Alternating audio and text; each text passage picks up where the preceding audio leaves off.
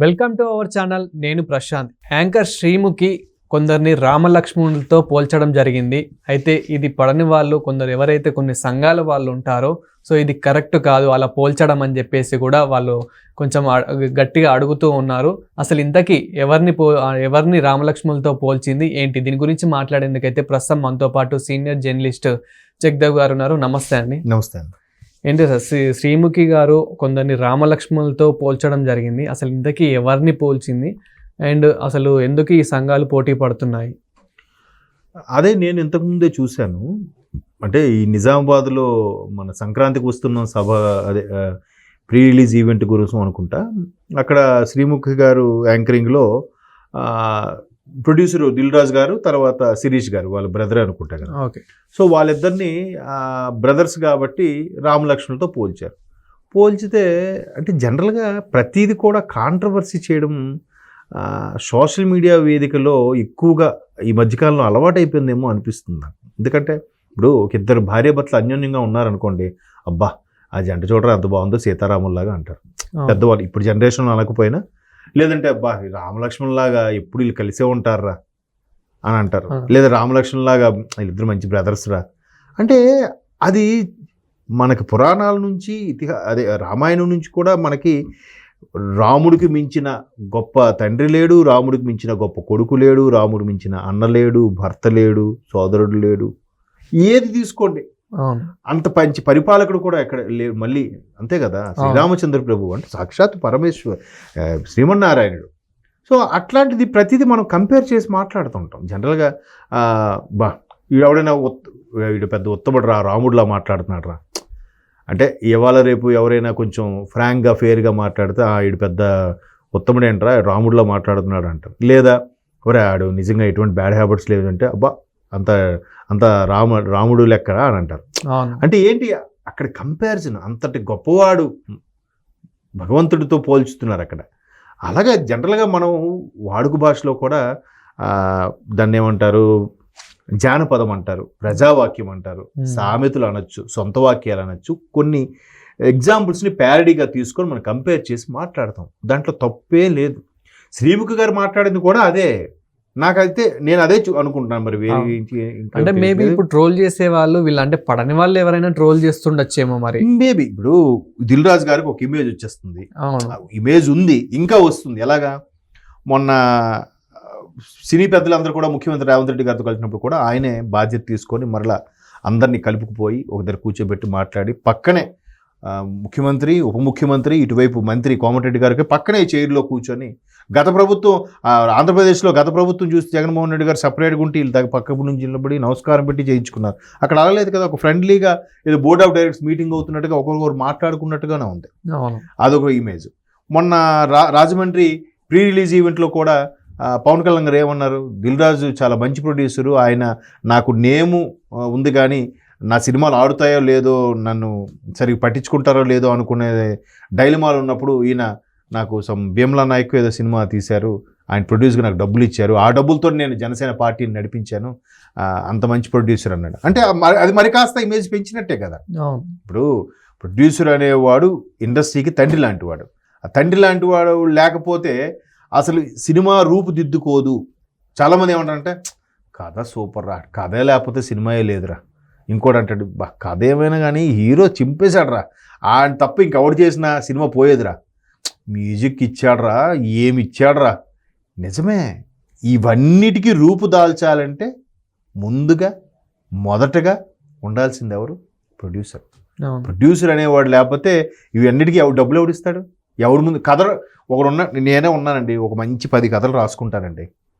ఆ కథకి ఒక రూపం రావాలంటే ఒక దర్శకుడు రావాలి, ఒక మ్యూజిక్ డైరెక్టర్ రావాలి, ఒక స్క్రిప్ట్ రావాలి, అన్నీ రావాలి. వీళ్ళందరూ ఒక దగ్గర జమ్ముకూడాలి, వాళ్ళందరూ పని చేయాలంటే ఎవరు ఉండాలి? ప్రొడ్యూసర్ ఉండాలి.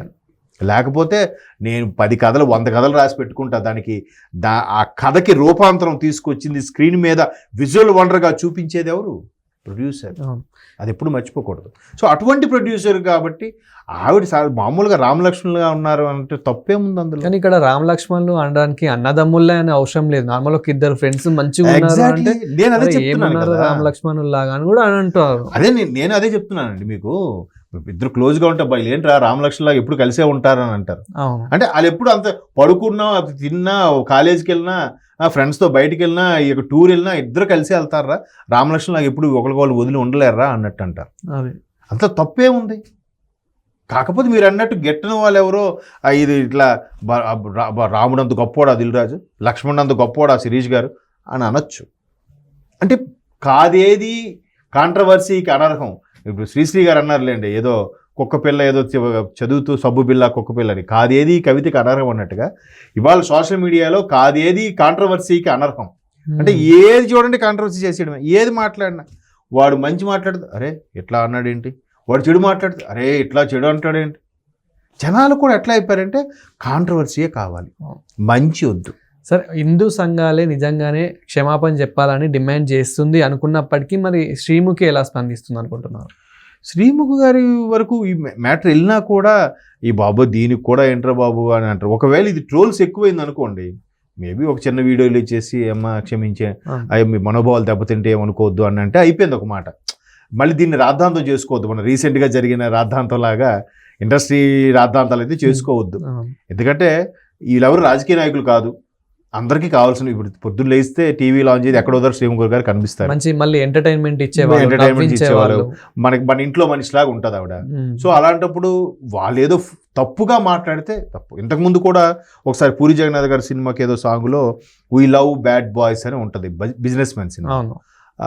నాకు అందులో ఆ పాటలు ఏముంటుందంటే మాకు రాముడు లాంటి వాళ్ళొద్దు కృష్ణుడు లాంటి వాళ్ళే కావాలని ఏదో ఉంటుంది. సో దానికి కూడా అప్పుడులో కాంట్రవర్సీ చేశారు. అంటే వీ లవ్ బ్యాడ్ బాయ్స్ అన్నారంటే ఇవాళ సొసైటీలో అటువంటి వాళ్ళు కావాలా, వీళ్ళు రాముడు మంచివాడు లాంటి వాళ్ళు వద్దా, మీరు అలాంటి వాళ్ళని కోరుకుంటారని చెప్పి అప్పట్లో కూడా రభస జరిగింది. తర్వాత దాన్ని కొద్దిగా మ్యూట్లో పెట్టి సెన్సార్ కట్టి చేసి ఏదో చేశారు. కానీ ఇప్పుడు ఆ టీవీలో వచ్చేస్తే మాత్రం డైరెక్ట్గా వచ్చేస్తూ ఉంటుంది. ఏమిటంటే ఇప్పుడు దేనికి స్పందించాలి దేనికి స్పందించకూడదు కూడా తెలియని పరిస్థితి అయిపోతుంది. అలా అమ్మా పులి కథలాగా ఇట్లా ప్రతి చిన్నదానికి కూడా స్పందించుకుంటూ వెళ్తే మేబీ నేను అనేది ఆ సంఘాలు ఏవైతే ఉన్నాయో వాళ్ళు కాదు, వాళ్ళ ముసుగులో కొంతమంది ఎధవులు చేస్తున్నారేమో. నిజంగా సంఘాలు చేయరు. ఎందుకంటే ఇక్కడ మీరు చెప్పిన దాంట్లో ఆల్మోస్ట్ అన్ని పాజిటివ్ వర్డ్స్, కానీ ఎవరైతే అక్కడ ముసుగులో ఉన్నారో వాళ్ళు ఎప్పుడు నెగటివ్ థాట్స్ లోనే ఉంటారు కాబట్టి ఇలాంటివి లాగుతా ఉంటారు. అంటే లాగడం కూడా ఎందుకంటే ఊరికే కాదు, ఒక కారణం నుంచి చూసి ఎంజాయ్ చేసే శాడిజం ఉంటుంది. ఇంకోటి ఏంటంటే ఇట్లా రాస్తేనే కదా మనం వ్యూస్ చూసేది, ఇట్లా రాస్తే కదా సబ్స్క్రైబ్స్ వచ్చేది, ఇట్లా రాస్తే కదా లైక్స్ పడేది, అల్టిమేట్గా ఇట్లా రాస్తేనే కదా పైసలు వచ్చేది. అవును. సో అట్లా ఇప్పుడు నిన్న లేదు మొన్న గరికపాటి వారి గారు, ఆయన గురించి ఎవడికి ఏం తెలియదు. ఆవిడ నిజంగా మొదటి భార్య రెండో భార్య ఇవేవీ తెలియదు. ఆయన ఎక్కడా తప్పుగా మాట్లాడలేదు, వెంటనే ట్రోల్ చేసేస్తున్నారు, పిచ్చి పిచ్చిగా పెడుతున్నారు. ఆయన థంబ్నెయిల్స్ చూస్తే చాలా బాధ అనిపిస్తుంది.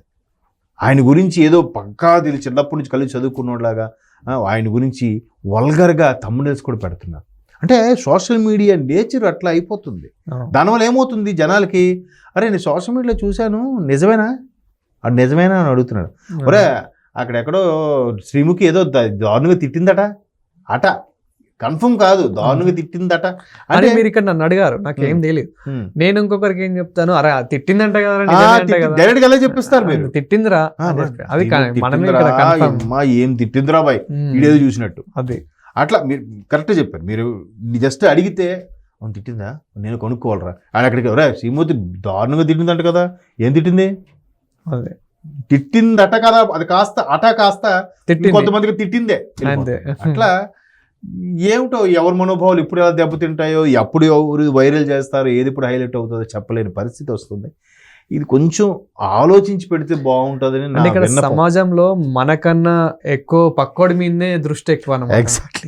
అదేదో త్రివిక్రమ్ డైలాగ్ లాగా కూడా వాడి విషయం వచ్చేసరికి ద్రాక్ష రసం, పక్కోడి విషయం వచ్చేసరికి పాదరసం. తొంగి తొంగి చూడాలి, చెప్పమని వెళ్తుంది కదా, అట్లా తొంగి చూడటమే. అందులో సెలబ్రిటీస్ విషయం అనేసరికి ఒళ్ళంతా కళ్ళు చేసుకుని చూసేస్తాం, ఏమైంది అనుకోండి. అంతే. Thank you sir. Thank you.